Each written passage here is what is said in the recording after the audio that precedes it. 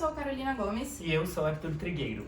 Gente, hoje a gente vai dar dicas rápidas que a gente gosta bastante de aplicar nos nossos projetos.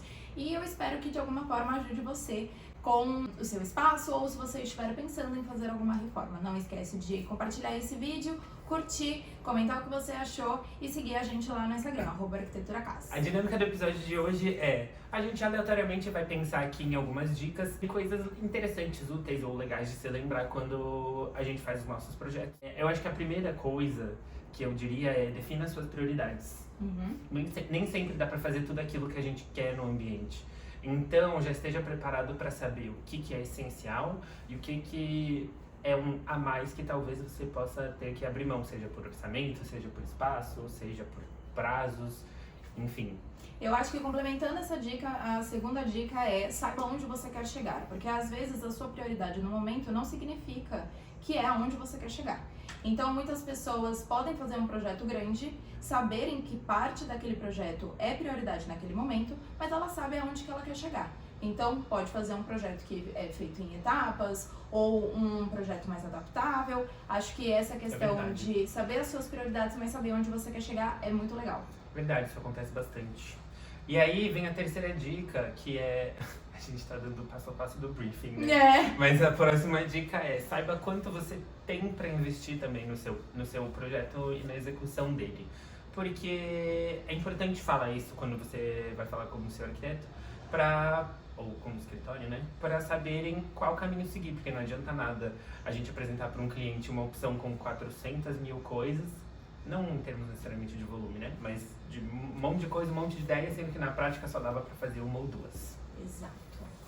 4. Respeite o seu gosto pessoal. Então, não adianta você querer fazer algo que saia do seu gosto pessoal, porque independente do ambiente que você for fazer, desde um ambiente comercial, corporativo ou residencial, você vai habitar naquele lugar, então é importante sim que você atenda ao seu estilo pessoal.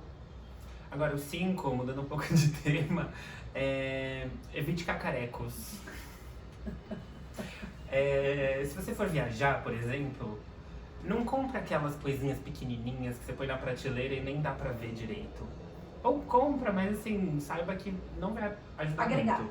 Vai parecer mais bagunça. Se você tiver vários já e falar: não, eu preciso dessa coleção. Então faz nos grupinhos, não deixa espalhado na sua prateleira parecendo uma loja, entendeu? A sexta dica é: esteja sempre aberto às novas possibilidades. Então, a gente, infelizmente, se depara bastante com isso. Às vezes o cliente vem com uma ideia do tipo: eu quero fazer algo revolucionário, eu quero trocar o aspecto que tem o meu espaço. E aí, não vem com a mente aberta o suficiente para ouvir novas ideias e talvez como aquele ambiente pode ser alterado, porque às vezes o que significa algo pra você não significa pros outros. Então, por exemplo, eu quero que minha casa deixe de ser uma casa clássica. Só que às vezes pra você, se você mudar um detalhezinho, já deixou de ser. Mas para outras pessoas, precisam que tenham mais intervenções. Então, estar muito aberto a ver possibilidades, a ver horizontes é muito importante quando você faz um projeto. É verdade. Porque às vezes você tem um olhar novo sobre aquilo e você nunca pensou naquela possibilidade, então você já descarta. Sendo que se você deixar a ideia maturando um pouco, ela pode envelhecer como vinho. A sétima dica é: quando você for comprar o seu tapete, compra bem grande. O maior tamanho que você puder comprar vai ser o melhor. Normalmente a gente vê pessoas sempre comprando menor. Existe uma forma certa, né, de comprar tapete, mas se você tiver na dúvida, compra maior. Isso. Tipo, menor ou menor? Menor ou menor? Menor ou maior? Maior. Isso. Ele tem que tocar e avançar todos os principais móveis do seu ambiente. Exato. Então, se é a cama, ela tem que tocar nas mesas de cabeceira, ela tem que passar da cama. Então, sempre que você tiver na dúvida, escolha o maior. É verdade, você falou da cama, eu lembrei de quem põe tipo um tapete de um lado e outro tapete do outro lado da cama. Não. É um só. É um só grandão, ocupando tudo. Passadeira, não. Isso. E sim, você vai, entre aspas, perder uma área do tapete embaixo da cama, mas você vai ganhar muitas coisas com isso, como a qualidade do seu espaço. Exato, vai ficar bem mais bonito, ó. Agora vamos pro 8. Respeite os prazos de projeto. Isso não é indireta. Isso não é indireta, mas é muito importante a gente sempre pensar no projeto como um processo.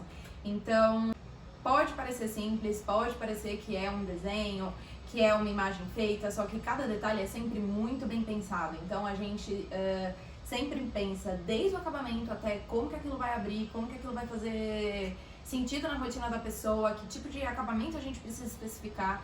Então, respeite o tempo de projeto, não queira antecipar a sua obra, porque isso com certeza vai te dar dor de cabeça mais pra frente. É melhor você esperar e fazer tudo bonitinho e ter o mínimo de dor de cabeça, do que ser ansioso, antecipar e ter dor de cabeça. É verdade, porque mesmo que o seu tempo de projeto seja um projeto sem arquitetura, e sim a ideia de fazer alguma coisa, então pelo menos deixa tudo organizado, faz suas tabelas no Excel, visita várias lojas, faz vários orçamentos antes de sair comprando, fechando e executando. Exato. Pode acontecer, por exemplo, o seu material chega na obra, não era para ele chegar, ele acaba estragando, ele acaba ficando posicionado de uma forma que danifica ele, arranha ele, porque não era para ele ter chegado naquele momento. Efeito dominó, né? Às vezes você compra um negócio e você vê que não faz sentido nenhum com todo o resto que tá pronto. Então, gente, assim, planejamento é tudo na vida e com o projeto não seria diferente. Então, respeitar o tempo de projeto é muito importante. Você falou isso aí, eu vi recentemente um comentário que era: você não vai viajar saindo de casa, indo pro aeroporto e vendo qual que é o próximo voo. Exato, você faz com antecedência. Isso.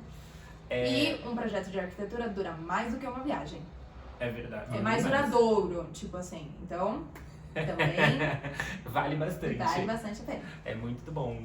Inclusive, né, falando sobre o projeto de arquitetura vale bastante a pena, a nona, eu acho que é nona. Se não for, é a próxima.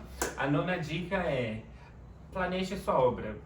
É parecida com a anterior, mas assim, entenda de novo isso aí, de quem que vai primeiro, que dia que vai acontecer cada coisa, se o pintor atrasar nesse dia, quando que ele não pode não atrasar mais pra não arrasar todo o restante. Ou quando que você precisa comprar tintas, ou quando você precisa comprar argamassa, se a argamassa ela fica exposta ao tempo, sei lá, ela pode ficar dura. Então, quando que é o momento certo de você comprar cada coisa, qual que é o momento certo de cada fornecedor entrar. Você não vai, por exemplo, pedir para entregar seu sofá quando o pintor estiver lixando a parede para pintar, porque vai estragar seu sofá. Então, é muito importante também planejar a sua obra, assim como saber respeitar o tempo de projeto. Isso mesmo. Então, vamos para a nossa última dica, nossa 10ª dica. Antes da 10ª dica, eu queria dar é que eu achei que ia ter mais. Então eu só vou dar um pop-up da dica anterior, que é: quando você for comprar os seus itens, conversa com quem tá vendendo. Entenda se o preço já tem frete ou não, se vai precisar içar ou não, se o prazo que eles estão te dando para entrega inclui o transporte, porque às vezes é alguma coisa que vem de outro estado, enfim, não sei, inclui o tempo de fabricação. Então conversa bem, a linha, faz a pergunta burra e a pergunta não feita. Na hora de comprar, siga essa linha de pensamento. Eu acho que na verdade a última dica, que é a dica 10 que eu daria, era o barato está caro. Então, que dica boa! Gente, tenham muito cuidado com aquilo que vocês pegam de similar. Pode ser, até mesmo ser o mesmo produto, com as mesmas especificações, entrega e tal. Se ele tá muito mais barato, desconfie. Normalmente, o que acaba acontecendo é que uma instalação não está inclusa, o frete não está incluso, a mão de obra não está inclusa, mas pode acontecer também do material ser inferior. O que a gente vê bastante disso é luminárias. Então, se você for numa loja de materiais de construção, você consegue encontrar um plafond por R$20. E aí, se você vai numa loja tipo Interlight, ela vai ser o triplo do preço. Nossa, mas por que será? Será que é o mesmo produto? Será que tem a mesma durabilidade? Mas a especificação é a mesma. Então, cuidado, porque às vezes um produto que sai R$20 você tem que trocar toda vez ao ano, e um outro você compraria e teria, sei lá, uma garantia de 10 anos. Então, e iluminação, especificamente, ainda tem as questões da lâmpada, né? As qualidades dela, o índice de reprodução de cor, a temperatura. Então, acho que iluminação especificamente também pergunta para quem tá te vendendo as informações. Exato.